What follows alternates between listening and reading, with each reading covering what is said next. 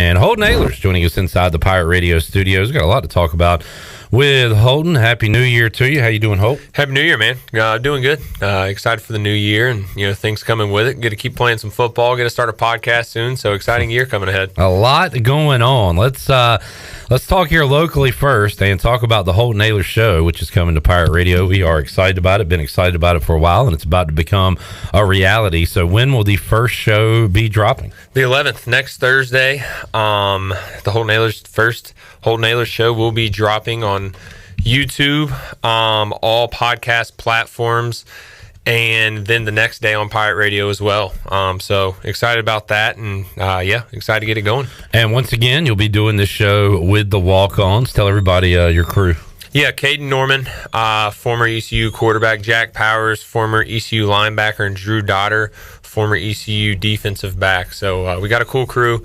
We're going to have a lot of fun guests on. Got a lot of fun playing ones. Next Thursday will just be us, so you can kind of get used to us, get used to the segments, and then from there we'll go with some guests and make it fun. That's awesome. So debuting next Thursday on YouTube, wherever you get your podcast. We'll also air it here on the Pirate Radio airwaves, the Holton Ahlers show coming up. And then the other piece of big news, Holton, is you are a part of the new UFL. So the XFL, the USFL have combined into one league, the UFL, and you have been signed by the Arlington Renegades. I have, yeah. I'm excited to keep playing some football, have a chance to get back into the NFL if I have a good year. So should be exciting. I had a couple offers play for some different teams. I had a couple offers to go play in Canada, but thought the best opportunity for me to play for a good team in a good league, and a lot of excitement around the league. So excited about that. When does the league begin, and what's on your calendar as far as football duties? Yeah, so March 30th is the first game between us and the Stallions, the winner of the USFL, and then I leave for Dallas. I'll be living in Dallas, and I leave there. I report February 23rd. So we got about a month of camp, 5 weeks of camp,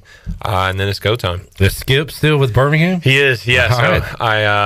I had a couple calls with them and their GM, but they actually have one of Skip's old college quarterbacks is there that they feel good about. So I decided to go with Arlington. And it feels like this league is on pretty good footing now, right? So you've got a USFL conference and an XFL conference, and combining everything they've got, the resources, things like that, still backed by The Rock, if I'm not mistaken. Yes, so The Rock is still financially you're there, TV deal is there. I bring that up because Bryce Williams, who joins us every week, was a part of the AAF, which did not make it through a full year, and he just talked about how football, you tried to focus on practice and stuff, but you didn't have your uniforms and equipment and stuff like that. Feels like you're not going to have to worry about that little stuff here in this league. Sure hope not. Yeah. I'm sure there will be. Obviously it's not the NFL, so there's not that much money into it, but there is a lot of money into it, and obviously with The Rock, and then the two leagues combining, there's going to be a lot of good competition. Look, there's only 8 teams now. There used to be, with 2 different leagues, there was up to 20 teams, and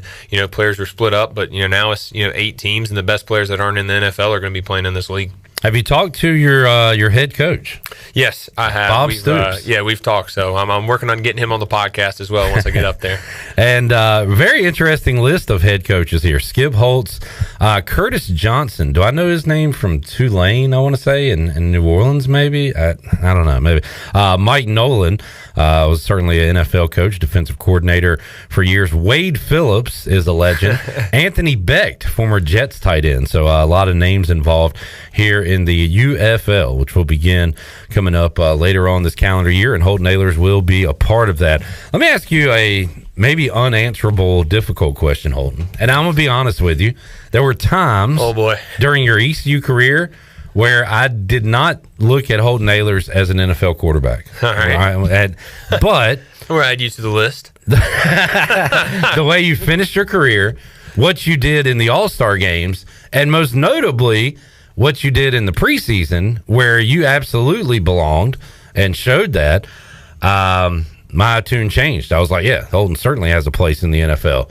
So why, especially in a year where we have all these quarterback injuries and quarterbacks go down, Did you not get that call? I'm pretty baffled by it. I'm sure you are as well, right? Yeah, it's a weird, NFL is a weird business, and it's a lot about who you know. A lot of these guys who are getting calls are guys that are vets now, that are older guys. I mean, I got literally told by Seattle that they just wanted a guy with more experience. Yeah. Also got told that they were going to call me back. That's another story. They never did, but they ended up getting a guy with experience. But that's what I'm going to do doing now with the UFLs. I'm going to go get experience, so teams can't say that anymore. And, you know, like you said, I mean, I felt like I played good in the preseason to show, and I had a really good camp, too, to show that, you know, I am an NFL quarterback. But for some reason, they wanted a guy with more experience, which, look, I mean, if they said they wanted a guy that was right-handed or anything like that, I'd be like, yeah, I mean, whatever. They wanted a faster guy, I could work on it, but I can't make myself have more experience, but sure. get more experience. So that's what I'm going to go do. And then, look, I mean, this is my last shot. You know, I want to go out there and play and just have fun. And, you know, if it unfolds where, you know, I play really well and, you know, which I think I will do and have a shot back at the NFL, then if it happens, it happens. But, you know, I'm happy with the way my career has been and, you know, excited for this next venture. A great answer with experience and also the relationships answer. I think about when our friend Terrence Copper used to come on and talk about how he formed a relationship early on with Todd Haley. And as soon as Todd Haley got a head coaching job, Terrence was one of the first guys he called and said, hey, I want you here. And you bring in your guys. So, like,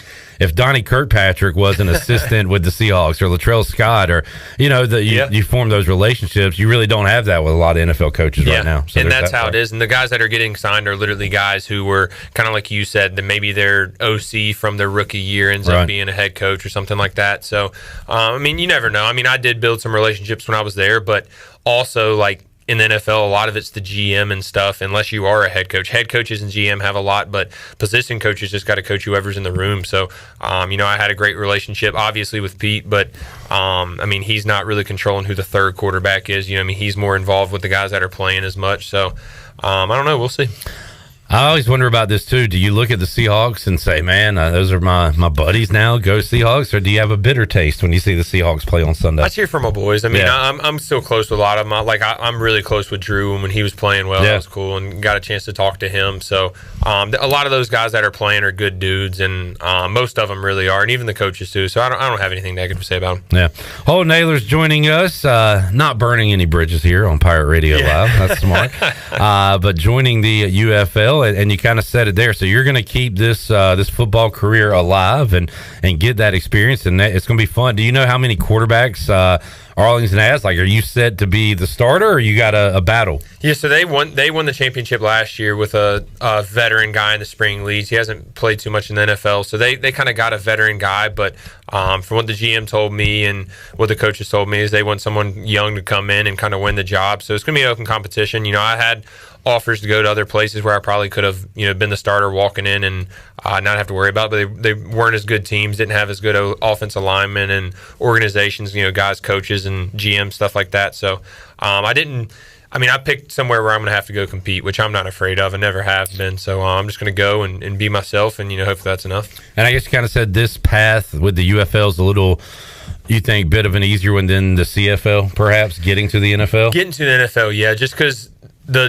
UFL is literally set up to get guys back into the NFL, whereas the CFL is more of a career. Right. CFL plays the same time around. They mix and match the same time with the NFL, so it's hard to, like, if I played that, I would play next season, and then the next season I would get an NFL shot, rather than I can play this spring and get back into it next NFL season. You could be in a camp, like after your season, which we've seen, I think, like Garrett McGinn do several times. He's a teammate of mine too, so he's with Arlington. Oh, nice. Yeah.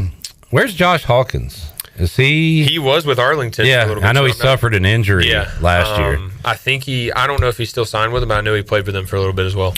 Yeah, so got a little pirate flavor there. That's pretty cool. Holton Ahlers joining us inside the Pirate Radio studios. You got a question for Holton? You can get it in. Ryan says it's like the job market. You need experience to get experience. Yep, well absolutely. Steve says Holton should intern at Pirate Radio on the side. He kind of bypassed the internship and went right to hosting a show. So he's on the fast track there. Yeah, the Holton Ahlers show debuting next week right here on Pirate Radio and where you get your podcast, and here on Pirate Radio TV, which we hit that 3,000 subscriber mark. We want to keep that number growing. So hit that like, hit that subscribe, and be a part of our family here at Pirate Radio. Let's take a break. We'll come back. We'll have more with Holton. We'll get his thoughts on what transpired on Monday, our somewhat surprising championship matchup. We'll talk about that and a lot more when we return. Pirate Radio Live, back with you on a Wednesday after this. Holton Ahlers joining us. Ryan says Noah Henderson also listed on Arlington's roster. Yeah. Big Noah. Big Noah's coming with me, yeah. Awesome. Spent some time in Buffalo's camp, I believe. Yep. And look, everybody trying to get that spot, and boy, Garrett McGinn's great to talk to when we get him on the show, because he's been through it all. He has been you ain't lying. On so many practice squads, preseason rosters. He's been in these leagues, and if anybody wants to talk about the business of pro football, he knows it. He knows it. Yeah. And Holton's experienced a little bit of that since leaving East Carolina as well. Speaking of the business of football, college football, huge business. And Holton, what is your overall take? Because you played in and won a bowl game, and won a bowl game for East Carolina for the first time in almost a decade. Yep. So that was a big deal. I'll say, as a viewing fan, the games, when I say the games don't matter, I mean, if you win, you don't advance to anything. If you lose, either way, your season's over. So from that standpoint, it doesn't matter. It certainly matters to you guys, the coaches, things like that. How about being out of it for a year? Did you watch a lot of bowls this year? What's your take on the bowls? I watched a good bit of them. I think it's good for your fan bases. I mean, I think it matters it mattered to ECU when we got to a bowl game and we won, and then it mattered to these teams that I guess I'm watching a high school one now, but whatever bowl games that are on, I think that it matters to their fan bases. Now, do I think that some of them are not pointless, but you're watching them, and if you're not one of those fans and you're not betting on the game, then why is it a bowl game? But at the same time, I mean, it does matter to these kids, and then it certainly mattered to us. And like you said, we kind of broke a bowl streak. I mean, I'll remember that for the rest of my life. I remember winning it, and then if you win, you get a ring too. So I mean, you'll have that for the rest of your life. So I mean, I definitely think they're not meaningless, but I mean, like you said, I haven't really thought about you don't advance. This is your last game, but that's also a cool thing for some players. Some of these guys are that's their last chance to play ball. So I mean, I think they definitely matter. I will say I was into what happened on Monday night and the playoff games, and we saw two. I don't know if I want to say good games, close games. They were sloppy. I was shocked to see games like 14-15 for some of these teams, and we're seeing the special teams miscues, and McCarthy comes out, throws a pick on the first play, and boy, it's a game of inches. That one could have got away from Michigan early. It gets called back, and they're able to recoup a little bit.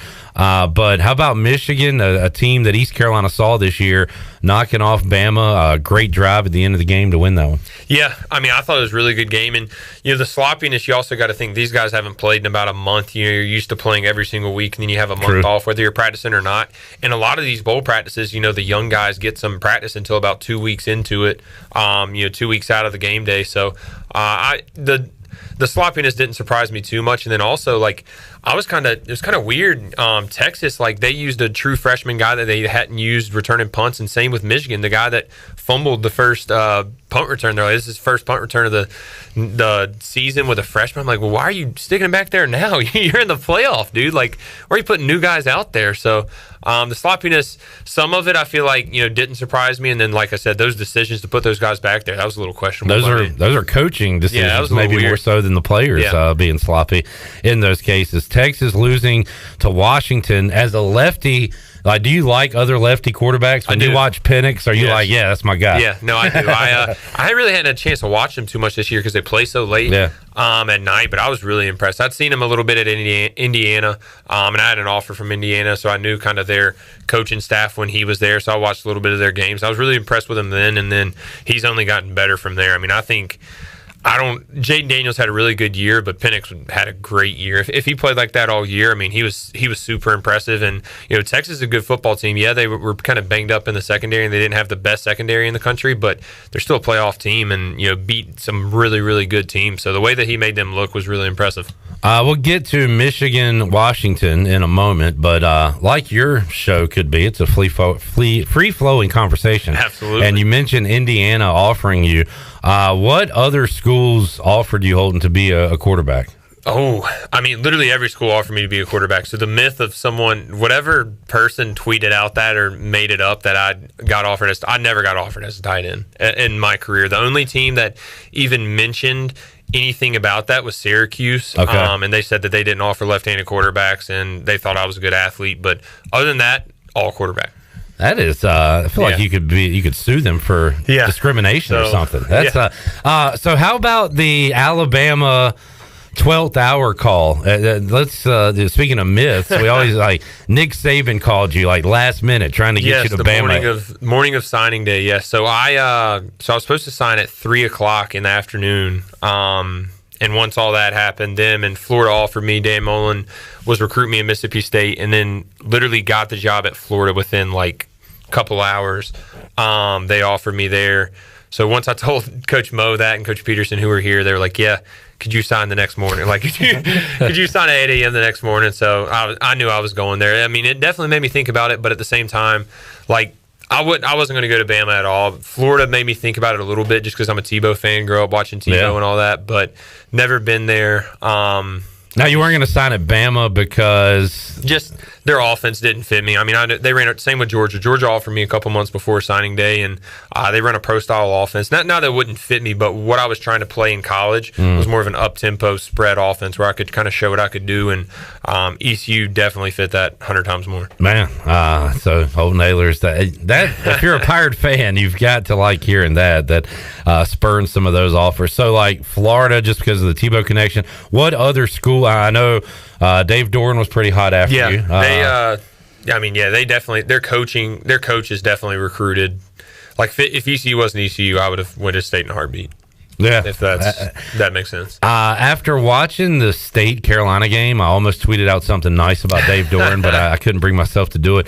How do you like him personally? I think he's a good dude. I mean, obviously, it's hard to cheer for a guy if you're a fan as a rival. So, yeah. I mean, I see where people, he's definitely edgy and stuff like that. You're right. Yeah. From when he was recruiting me, though, I mean, we had a good relationship. And even after, a lot of coaches kind of, would delete you off their social media and all that. And he wasn't one of those guys. Every time we played, he would come up and, dap me up, tell me good luck, and tell him, how proud he was of me in my career and stuff. So he was always super nice to me, and I mean, I appreciated kind of the way, because I called it the coaches that I didn't commit to on signing or on commitment day when I committed to ECU. I called him beforehand and let him know I was going to ECU. Just parents thought that was a good idea, and just kind of let him know so he didn't hear from someone else. So. I mean, you handled everything the right way. Even you saying that you told Peterson and Coach Mo about these other schools coming after you. Like you had the communication going both ways. Yeah, I mean, my thing was, I wanted someone. I knew I was going to be loyal to ECU, and I just wanted them to know that from the start, for one. And then, once I committed, I sat down with my family and look, I knew I committed before my senior year, so I knew I was going to get more offers. But I knew that ECU was the place I wanted to be, so I didn't really need to wait for those offers. And then a month later, after I commit, Georgia offers me, tries to get me to go on an official visit there, and didn't go because I knew I didn't want to be swayed in any other way than being a Pirate. Holton Ahlers joining us. Kind of ironic that Dave Doran kept you, following you and stuff, because he did block me on X. Did he? I don't remember why. I'm sure I deserved it, but yeah, Dave Doran's. I never understood that with college coaches. There's a few college coaches out there who block people. So I don't understand. A lot of people I follow say the Lincoln Riley blocked them back in the day. Yeah, so. I've heard that too. I've seen some screenshots of that. Which I don't call that soft or anything. If I opened up my mentions, which if I was more famous and successful, maybe I wouldn't do it as much. But in the certain, position I'm in, I like interacting with people. If I opened it up and just saw people saying F you and stuff, I'd probably block a lot of people too. I don't think I've ever blocked any. I think the only time I've ever really done that is if they said something about my family or safety or anything like that. But I really don't even think I blocked them then. I think I just deleted it and moved on with my life, because people are like that, are just trying to get attention. So, I mean, it is what it is. If you give them attention by blocking them, then they're just going to tweet a screenshot of it and give you attention. So Very true. Very true. Steve says, when entering the NFL draft, what source do players and agents use to protect their draft position? Fans see mock drafts everywhere. What do agents use? GM conversations. I don't know do you understand that question? Kind of, not really. Steve, can you clarify that question a little bit? It was just asking about like mock drafts and stuff. That's exactly what it is people just guessing. I mean, if you go to the mock drafts after the draft, they're nowhere close half the time. Some guys are really good at it, but they're also the guys that are making millions of dollars for ESPN who host the drafts. I mean, the normal people out there, 99.9% of mock drafts don't mean anything other than obviously the first round you might be able to pick, but after that, I mean, no one really knows. I feel like somebody puts out one and somebody sees that and then tweaks it and makes it their own, and then it's just the domino effect after that. You mentioned Penix a moment ago. Daniels from LSU. Who's your favorite quarterback going into this year's draft? I've seen, of course, Drake May up there. Yep. Caleb Williams has been the number one for like 2 years now. So what guys do you like? Talent-wise, I mean, Caleb Williams you got to go with, in my opinion. I mean, I've seen some mock drafts with him going like 6, and I think that's wild. I mean, he's as talented as any guy that's came out in a really long time. I know he's, his personality might be a little weird. And he's a California guy, or he's not even really a California guy, but now he is just from playing at SC. I mean, I don't know how you couldn't take him. I mean, Drake May's really, really talented. This quarterback class, honestly, is going to be pretty deep. They're going to have 5 or 6 guys that could, go and play next year. And I've never been a huge Bo Nix guy. I felt like that away from home, he really struggles. Home, you can trust him. His numbers are absolutely ridiculous. I was impressed with him the couple games that I watched. A couple when they played Colorado. I was really impressed with him. He trains with the same quarterback trainer I've trained with, so I mean, I've been in contact with him. I've actually I camped with him in high school and stuff when he was in, so he's a good dude. But yeah, I mean, I've been impressed with him. Like you said, I wasn't too much when he was at Auburn, and even last year I thought he was kind of a system guy, but this year I think he really separated and kind of showed what he could do. No doubt. Talking to Holton Ahlers here inside the Pirate Radio studios on a Wednesday edition of Pirate Radio Live. Washington, Michigan. So Washington's defense has kind of been questioned all year long. I think it's a decent matchup because Michigan doesn't necessarily scare you offensively. They can certainly beat you down. I'm not saying they're bad, but it feels like a game where Washington could maybe hang in, and with Penix and that high-powered offense, what can they do against the Wolverines' defense? Fascinated to see that matchup. How do you think it plays out, Holt? I want Washington to win personally. I think their offense is incredible. If they play anything like they did versus Texas and really all year, then they got a chance. Because if it turns into a shootout, which Michigan's defense is really good, but Michigan's not going to win a shootout, so they need to keep them below at least 30. And I'm pretty sure they've scored over 30 in almost all their games this year. So it's going to be tough on Michigan's defense. Now, Washington's defense as well. I mean, you don't play really a pro-style offense like that in the Pac-12, so you're going to have to stop the run. And I would just force Michigan to throw, which is kind of wild to say with McCarthy being a top draft prospect. But those 2 running backs that Michigan have are dangerous. Holton Ahlers joining us. Coming up Monday, it will be Washington and Michigan for the national championship. Coming up next Thursday, the debut of the Holton Ahlers Show on Pirate Radio TV on YouTube, where you get your podcast, and we'll air it here on Pirate Radio as well. Jamie says, what is the best thing Morgan has taught Holton? That's a great question. Great question. Let's get to know Morgan Ahlers, the father. You want a heart-to-heart here? He's taught me a lot of things. I mean, he's a great dad, and I've looked up to him my whole life. But to narrow it to one is impossible. But we've had a lot of great memories together, and I'll always cherish our memories of cheering for ECU when you're younger, and now this kind of next step of life of me playing, and then post playing too. You be able to talk ball with him, talk ECU sports. So just our conversations, I've always enjoyed it. I got to give a ton of credit to Morgan of how, you as a college kid and the way you handled things was great, but Morgan, the dad who wants to protect his son at all costs, and for him not to lose his mind the last 4 or 5 years. been pretty incredible the way he's been able to handle things. So credit to Morgan for that. And, he came on this show, and if you threw 2 picks, we talked about that. If you threw for 404 touchdowns, we talked about that. So he knew kind of how it was going to be when you signed on to play here at ECU. Sure. But, man, he and, your whole family handled it as good as you could. Yeah, I was about to say, it's really all my whole family. I mean, he was behind the mic a lot and kind of in the spotlight, but my mom, my brothers, my friends, my roommates, like, there was a lot of rough times, especially those early years, and really every loss is a hard time. I mean, hate to say it, but I mean, you get all sorts of hate mail and everything, not just about you, like I said earlier. I mean, you get about your family too. So I knew I could deal with it, but for them to deal with it, I'm sure they 5 years was enough for them, and they couldn't go the 6 or 7 route like some of these quarterbacks are now. But yeah, I mean, we look back now and we cherish it, but there was times when it was super hard. Glad it certainly had a happy ending here at East Carolina. Let's take another break. We'll come back more with Holton Ahlers. He joins us here inside the Pirate Radio studios. More of your questions as well. Back with you on Pirate Radio Live after this. Holton, if you were put on the basketball court, let's say you're still in your prime, you're in your playing shape. What would your stat line look like in a college basketball game? In college. You pull down 3 rebounds, maybe 3 fouls, 1 rebound, and getting benched after that. Did you? So you played at Conley. How many years did you play at Conley? I played 2 years. So I played my freshman year, my junior year. Kind of weird that was, but I love basketball. I always tell people if I could choose one sport to like go pro in and be good at, it'd be basketball. 100%. It doesn't kill your body as much.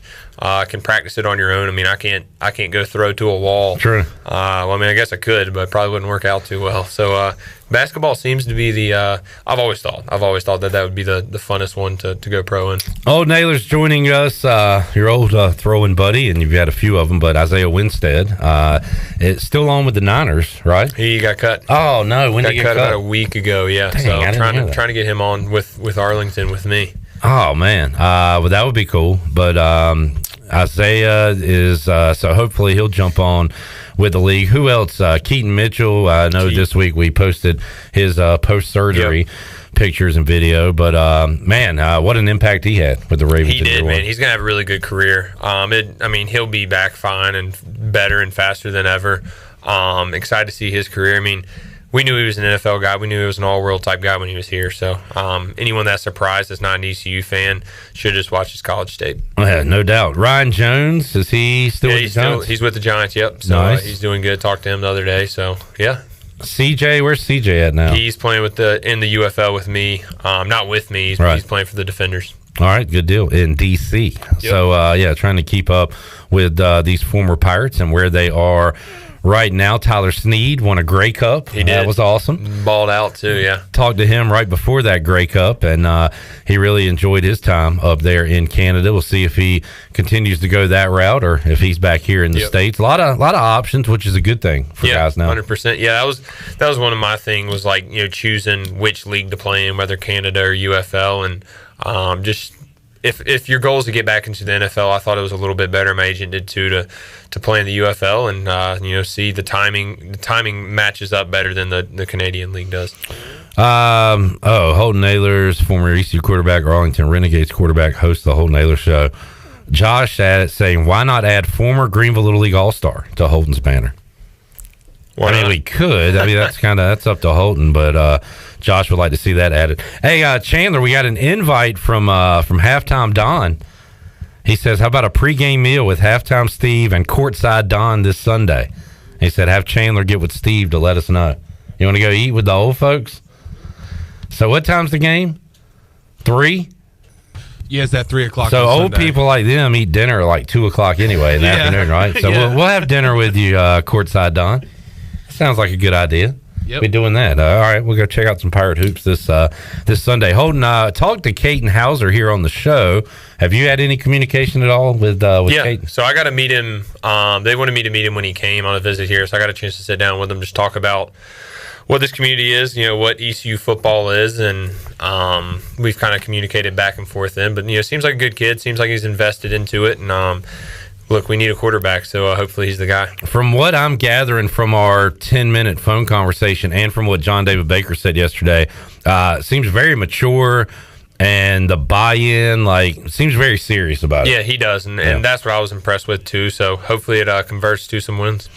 Cole Hodge, a quarterback commit, of course, and I asked John David Baker yesterday about Alex Flynn, and it still seems to me holding up in the air. I don't know if you know anything as far as Alex Flynn playing or not playing next year. Yeah, I think he's still making a decision, and he might even go through spring ball and then kind of make a decision from there. But, I mean, look, he's going to help whatever room he's in, whether he's playing or not. So, I hope he does decide to do it. But he's also going to be like a doctor one day, so he might have bigger and better things to move on to. Yeah, and I don't know, you can speak to it more so than I, but you were certainly the leader on offense, and not the only leader of the team, but you had a presence. I think guys would go to war for you and trust you. You need that at the quarterback position.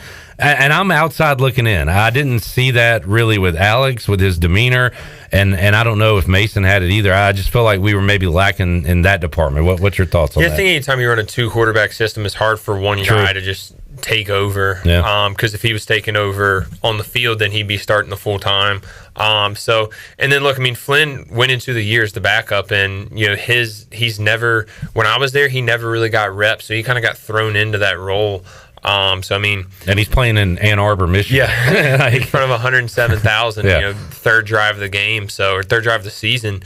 Look, anytime you have 2 quarterbacks, like I said, it's gonna be hard for one guy to take over, but you would like for someone to, and obviously, that wasn't the case this year. And I think Rajay did a good job of leading him and a couple of others, but you got to have a leader at quarterback. That's where it starts. Yeah, and hopefully that and this ECU offense can catch up with the defense. To see Antoine Jackson entering the transfer portal, Taylor Jackson as well. But you would think this defense is going to come back and be pretty solid next year, especially Blake Harrell sticks around. Yeah, I would think so. I mean, I think Coach Harrell's here for the next year. I think if he would have got a new job, it would have already happened. Right. Knock on wood. Yeah. But we hopefully our defense continues to play the way they do, and our new OC and some of these new transfers come in and turn the offense around. It'd be a fun season. I like the way John David Baker talks about this, because we talked about it earlier in the show. Mike Houston, I don't know if he's got a hot seat, but needs to win after a down year last year.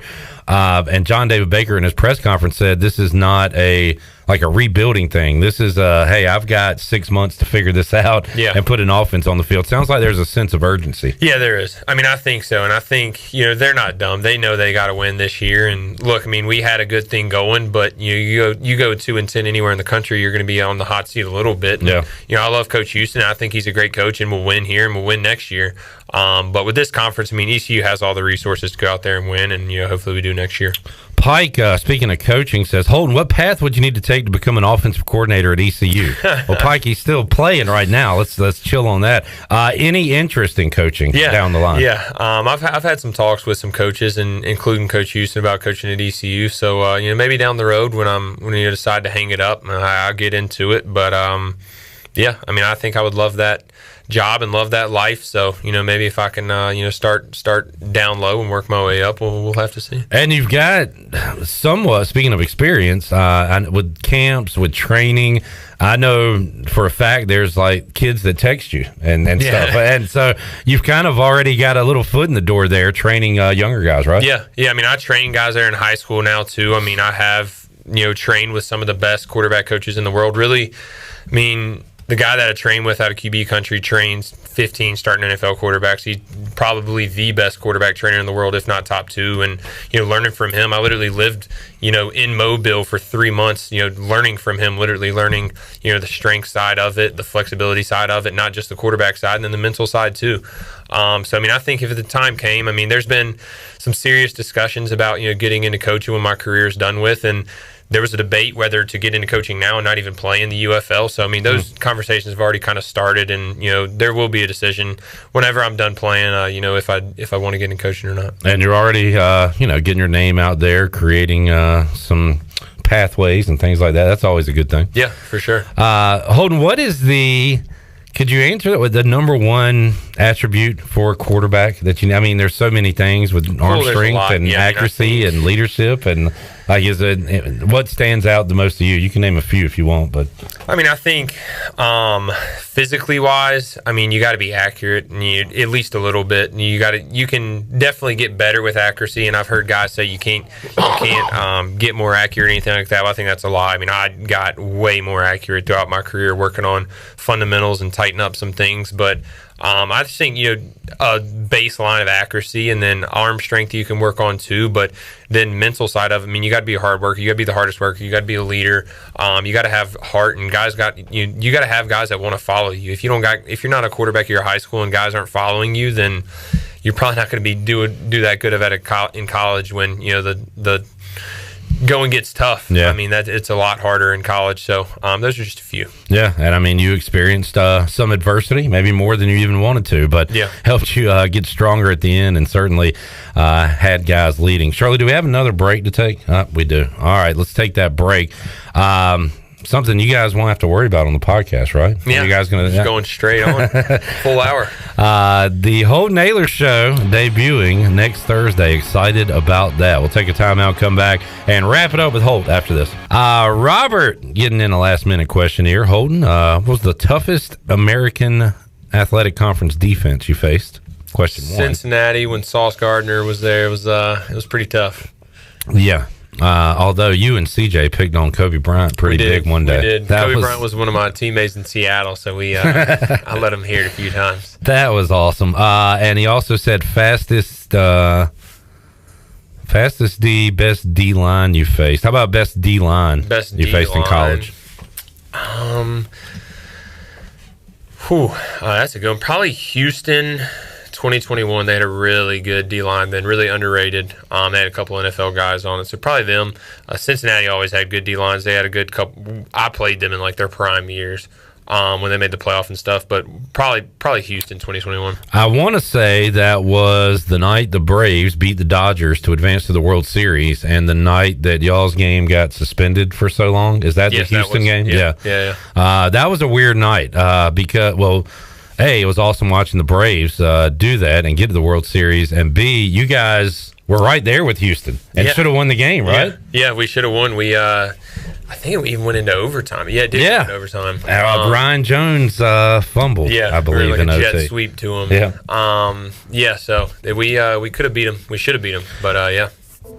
Holton, great to walk down memory lane with you, and looking forward to the Holton Ahlers show coming up next Thursday on Pirate Radio TV on YouTube, wherever you get your podcast. We'll air it here on Pirate Radio. I know you're excited, and congratulations on continuing your football career as well in the UFL. I appreciate it. It's been fun coming on, and looking forward to the future, looking forward to the podcast.